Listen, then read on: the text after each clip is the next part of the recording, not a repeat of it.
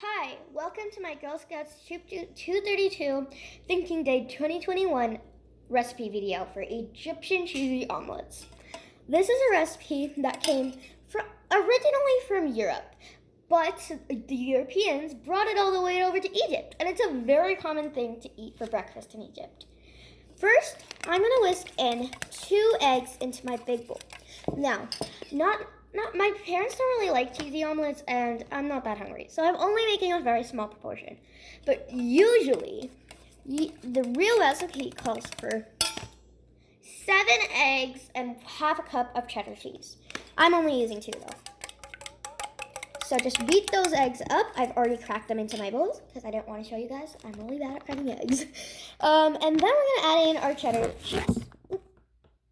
Now, originally in Egypt, it's common to use Romano cheese or Turkish cheese. But since not everybody has that lying around in their house, I'm going to be using cheddar cheese. I certainly don't have Turkish cheese lying around. Since I'm only using 2 eggs, I'm going to use about 1/8 of a cup, where I'm just putting in half of a 1/4 cup and dumping that in. Now whisk that up again, making sure all the cheese is well distributed. Sure, maybe I'm going to add a little pinch of extra salt because my calculations aren't perfect. And there you go. You could see that there's a bunch of cheese in this, and now it's time to cook this bad boy. Alright, we're over at the stove. Now, to make these omelets, first you need to grease your pan. You can use 2 spoons of either butter or ghee. In my house, we have freshly made ghee, so I'll use that. Boop. And another spoon. Boop. It doesn't have to be a spoon. Exactly, it's about a tablespoon. Actually, since I'm not making that much, I think I'm going to take out a spoon. And yeah. But if you are making the exact proportion and from the exact recipe, you'll probably need to use about 2 tablespoons of butter or ghee. Now it's time to heat this bad boy up. You want to heat your pan very much so that when you put your omelet on, it cooks pretty well. So I'm just gonna let this heat up, and we'll be back to cook it. All right, now that my pan is heated up, it's time to cook my omelets. Remember, if you're a minor, it's always important to have an adult around. I have an adult around next to me, but he's not in the frame. And I've also done a lot of cooking, and I really have a pretty good experience. I've been doing this ever since I was little. It's very important to stay safe when around hot surfaces. Now, I'm going to pour on my omelet onto my pan. Here we go. This recipe should make about a few omelets. I used 2 eggs and I got 1 full omelet, so should get around like 3.5-ish, I think. That'd be a pretty good proportion. I would make that if there was more people in this house to eat it. Now, we're just going to let this cook fully on one side, and then we'll flip it over. I'll see you then. Alright, it's been about 2 minutes, and I want to check if my omelet's done.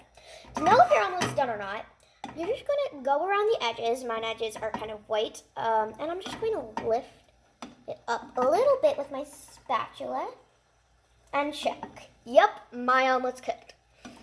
It's done.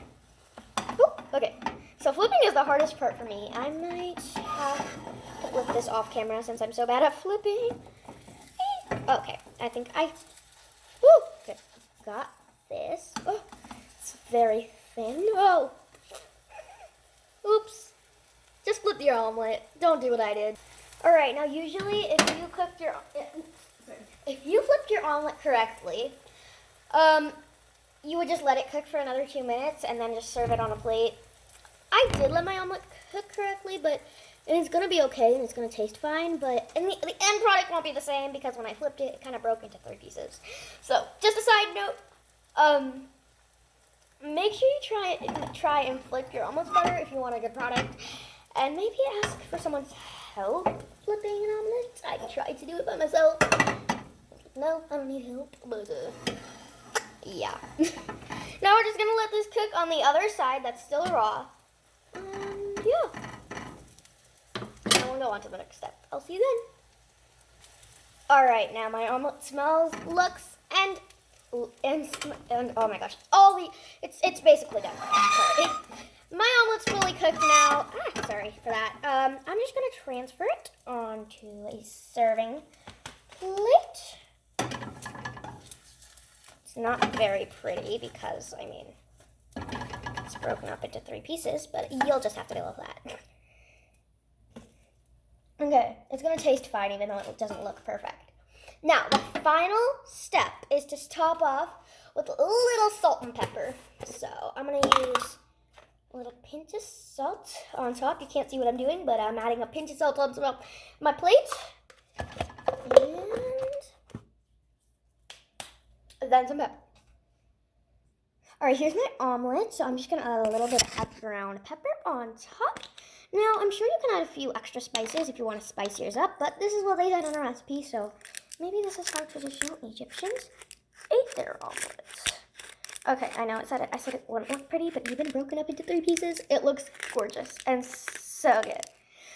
All right, let me show you the end product. Sorry, my camera is not very good, but I hope you can see it well. I'm so sorry. That is the end product. Oh, sorry. But I'm gonna try it and I'm gonna tell you how it tastes. All right, time for the ultimate taste test. This is one of my first times trying a cheesy omelet as well. Usually I don't add cheese, so.